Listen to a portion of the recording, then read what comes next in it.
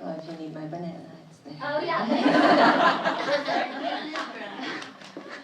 And finally, Janina Hegarty, who's going to present Failure, the Drive to Adapt, a case study of Mauprat.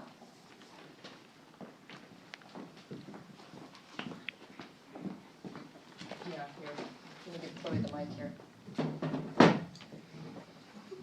Oh my God, I'm drunk.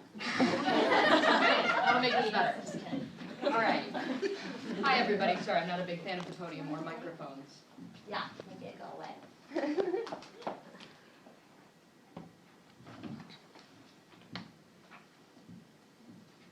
Okay. There you go. All right. The decision to focus on Mauprat, a 19th century novel by George Sand, as the central topic of my master's project, marks my 6th encounter with the text in less than 4 years. You might ask why I continually decide to revisit, reimagine, and reinterpret this tale. Fit. Each time I studied the novel, each time I adapted, I learned more about the characters, the story, the author, and myself. But I have not found a concrete way to justify what some might consider an unhealthy obsession with Mauprat until I began my time here at NYU. Fit. Just 1 second. I beg your pardon? Fit. Fit where? Fit. Fit how? Fit. I don't fit. Fit. Correct me if I'm wrong here, but isn't the whole point of you to encompass those that don't fit? Those who defy classification? Have I not embraced this idea by practically pinning the freak card on my forehead, making use of a background in theater, French, science, and medicine, 2 disciplines I applied to this department to escape? Fit. I tried reading performances, ferreting out what performances mean, which naturally you define as just about anything: gender, sexuality, race, law, drama, ritual, history. Reading endless amounts of theory, using theoretical lenses to analyze them: psychoanalysis, Marxism, queer theory, critical race theory, anthropology, political theory, Artaud, Foucault, Derrida, and so on. God, I dissect people even more than I did when I was in science. Fit. Fuck it, I give. How? Fit. Fit or fail? Failure. The driving force behind performance studies. Over the past year, I've discovered in the PS world, performances only really become interesting when they fail. And according to this department, the only thing better than studying failure is actually failing. Not just making a small faux pas here and there. No, I'm talking fall flat on your face, get knocked on your ass, go down in flames, completely tank kind of failing. Now, with the exception of the people in this room, I think I can safely say no one really enjoys failing. But I am definitely not a fan. In fact, I'm so repulsed by it that I have made it my life goal to avoid failure. I have not worked to succeed, I have fought not to fail. However, by virtue of being human, I am inherently flawed and imperfect, and thus am perpetually doomed to fail. Apparently, this is beneficial. Judith Jack Halberstam explains, quote, "The queer art of failure dismantles the logic of success and failure with which we currently live.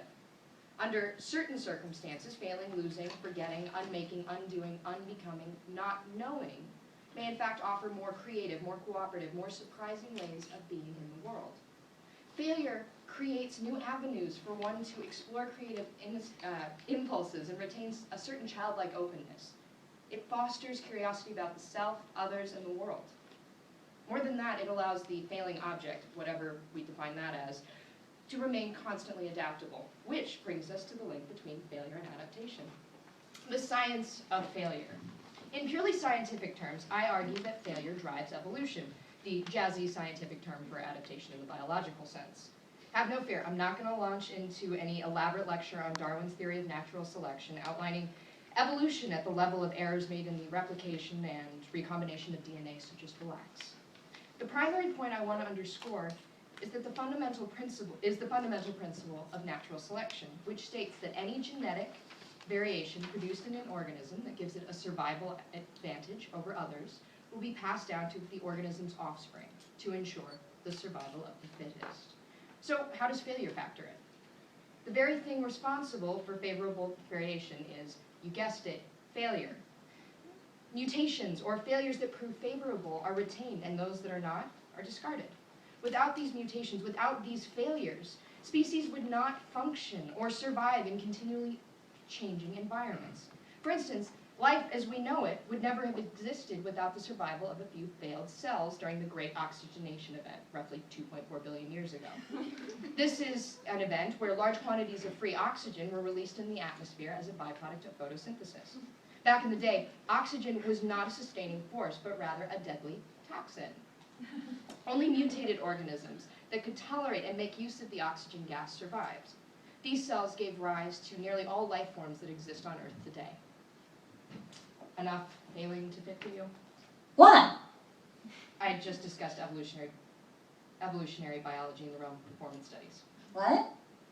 You know what? I'm sick of this theoretical bullshit. I'm so tired of helping to construct and edify these goddamn academic ivory towers that imprison me and oppress me with each new piece of scholarship that I write or even read. What? I want to frolic in the fucking fields of real practice, as opposed to gazing out at these towers, only able to comment on the view of the life below. What? And now I'm using flowery freaking metaphors. Brilliant. You know, I just want to escape into a world where actual, honest-to-God action takes place. I came here to work on adaptations, not just theorize about them. What? What do you want from me? I've been doing my best to please you in your incessant demands to simultaneously fail and fit. And in so doing, I have completely failed at the task I set out for myself. What? Shit, you got me off track, and I've been trying to spin damn theory about how to view failure as a means of generating practical projects instead of...